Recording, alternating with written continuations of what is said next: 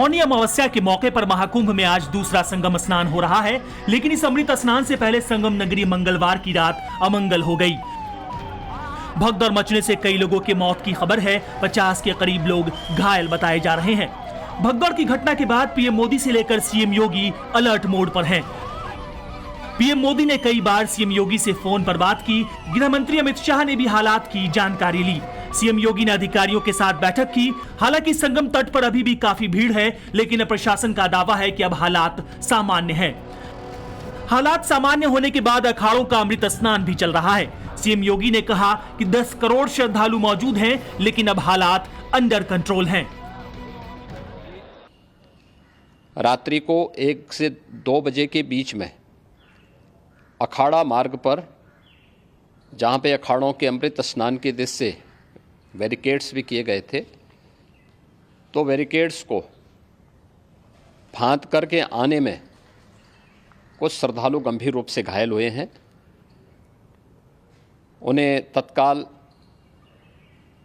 Hospital में पहुंचा करके उपचार आदि की व्यवस्था उनके लिए की गई है। उनमें से कुछ श्रद्धालु गंभीर रूप से घायल हैं।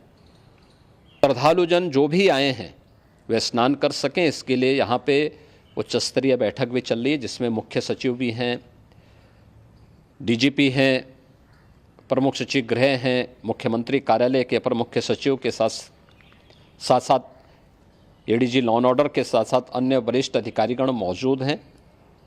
प्रयागराज में हालात वर्तमान में नियंत्रण में हैं, लेकिन भीड़ का दबाव बहुत बना हुआ है।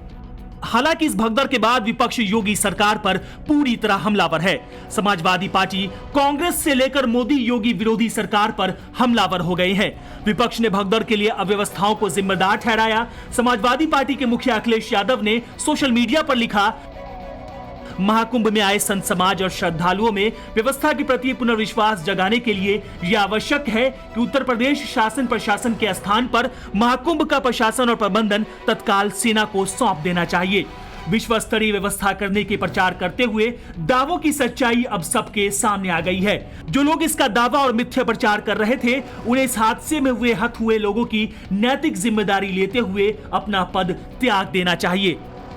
अखिलेश के साथ साथ शिवसेना उद्धव ठाकरे ने भी महाकुंभ का प्रबंधन सेना को सौंपने की बात कही है।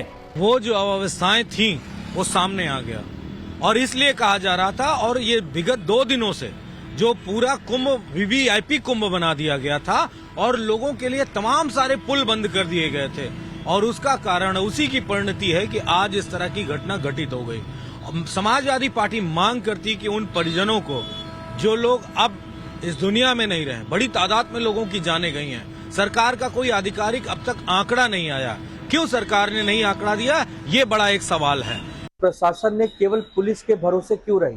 प्रशासन ने सेना की मदद क्यों नहीं ली? अगर सेना वहां होती, साथ में पुलिस सहयोग करती, साथ में एक अच्छी व्यवस्था होती, तो जरूर इन लोगों की जान बच सकती थी, जरूर इस भगदड़ को रोका जा सकता था।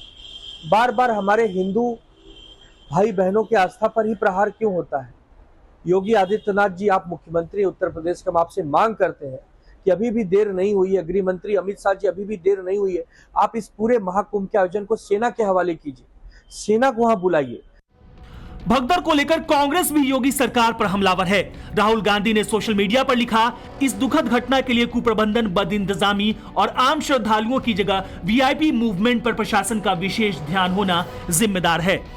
कांग्रेस अध्यक्ष मल्लिकार्जुन खड़गे ने सोशल मीडिया पर लिखा, आधी अधूरी व्यवस्था, वीआईपी मूवमेंट, प्रबंधन से ज्यादा स्वप्रचार पर ध्यान देना और बदइंतजामी इसके लिए जिम्मेदार है। हजारों करोड़ रुपए खर्च करने के बावजूद ऐसी व्यवस्था होना निंदनीय है। अनुभवहीनता के कारण ये सारी चीजें हुई हैं। पूरी तरीके से इसमें सरकार की लापरवाही, सरकार ने केवल अपनी ब्रांडिंग पर पैसे खर्चे किए, केवल मार्केटिंग पर खर्चे किए और लोगों को केवल आकर्षित करने के लिए इतनी मार्केटिंग की गई।